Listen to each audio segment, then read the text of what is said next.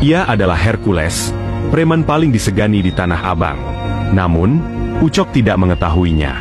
Ia hanya melihat seorang pria kekar yang dianggapnya seperti sasaran lain yang mudah diintimidasi. Hercules tersenyum kecil, tapi bukan senyum ramah. "Kau tahu di mana kau berdiri sekarang, anak muda?" tanyanya sambil melipat tangan di dada. Ucok mengerutkan dahi, bingung dengan pertanyaan itu. "Aku nggak peduli ini tempat siapa. Mulai sekarang, ini wilayahku," jawab Ucok dengan tegas, mencoba menegaskan dominasinya.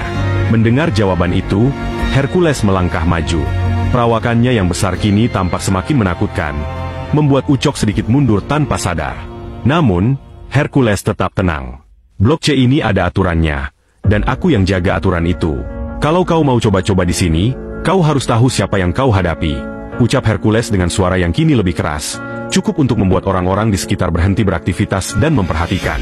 Ucok tetap bersikeras. "Aku nggak peduli kau siapa. Kalau kau nggak bayar, jangan salahkan aku kalau kios ini tutup selamanya." Ucok mencoba menutupi rasa cemas yang mulai muncul. Hercules tidak membalas dengan kata-kata lagi. Ia hanya memandang Ucok tajam, seperti elang yang mengamati mangsanya. Suasana tegang meliputi pasar, dan semua orang menanti apa yang akan terjadi selanjutnya. Ketegangan di Blok C memuncak. Orang-orang berhenti beraktivitas, mata mereka tertuju pada dua pria kekar yang saling berhadapan. Ucok, dengan tubuhnya yang besar dan suara lantang, tanpa percaya diri meskipun ada keraguan kecil di dalam dirinya. Sementara itu, Hercules tetap berdiri tenang, seperti gunung yang tak tergoyahkan. Tatapan matanya tajam, tidak menunjukkan rasa takut sedikitpun. "Anak muda," Hercules membuka suara, suaranya lebih pelan tetapi penuh otoritas. "Sebelum kau melangkah lebih jauh, ada baiknya kau tahu siapa aku." Ucok mendengus.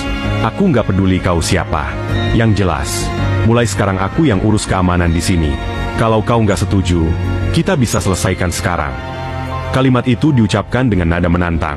Tetapi jauh di lubuk hatinya, Ucok mulai merasakan sesuatu yang ganjil. Salah satu pedagang kain yang berdiri tak jauh dari mereka, memberanikan diri berbisik ke arah Ucok. "Bang, itu Hercules. Jangan main-main." Ucok hanya melirik pedagang itu sekilas, tidak terlalu menggubris.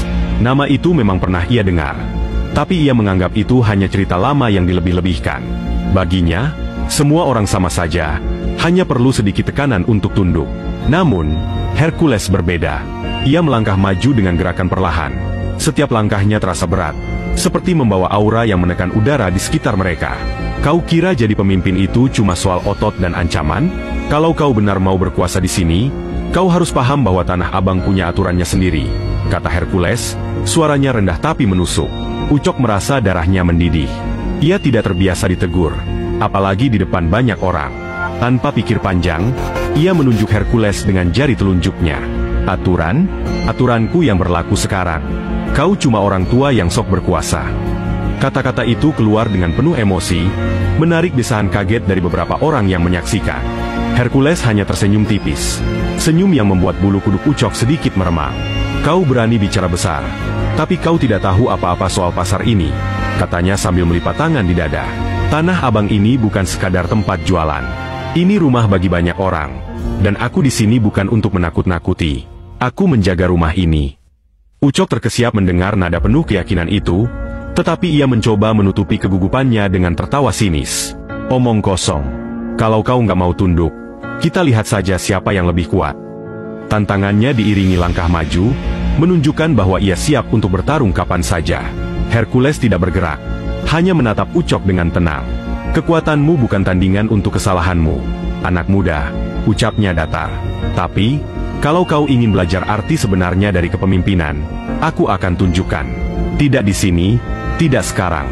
Aku tunggu di tempat yang lebih pantas." Hercules lalu berbalik, meninggalkan Ucok yang terdiam di tengah kerumunan. Ucok merasa dipermalukan, tetapi ia juga tahu bahwa pria itu berbeda dari siapapun yang pernah ia hadapi. Pertemuan ini bukan akhir, tetapi awal dari sesuatu yang jauh lebih besar.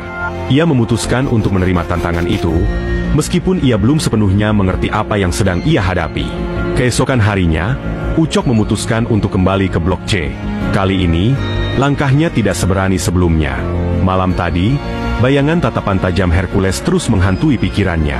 Ia tidak bisa melupakan aura mengintimidasi pria itu, tetapi gengsi membuatnya menolak mundur. Dalam benaknya, ia masih yakin bahwa kekuatan fisik dan keberanian adalah segalanya. Saat tiba di Blok C, Ucok mendapati suasana yang berbeda. Para pedagang yang biasanya sibuk menawarkan dagangan kini tampak sibuk berbisik-bisik. Beberapa dari mereka bahkan melirik Ucok dengan tatapan penuh antisipasi, seperti menunggu apa yang akan terjadi. Desas-desus tentang konfrontasinya dengan Hercules telah menyebar ke seluruh pasar.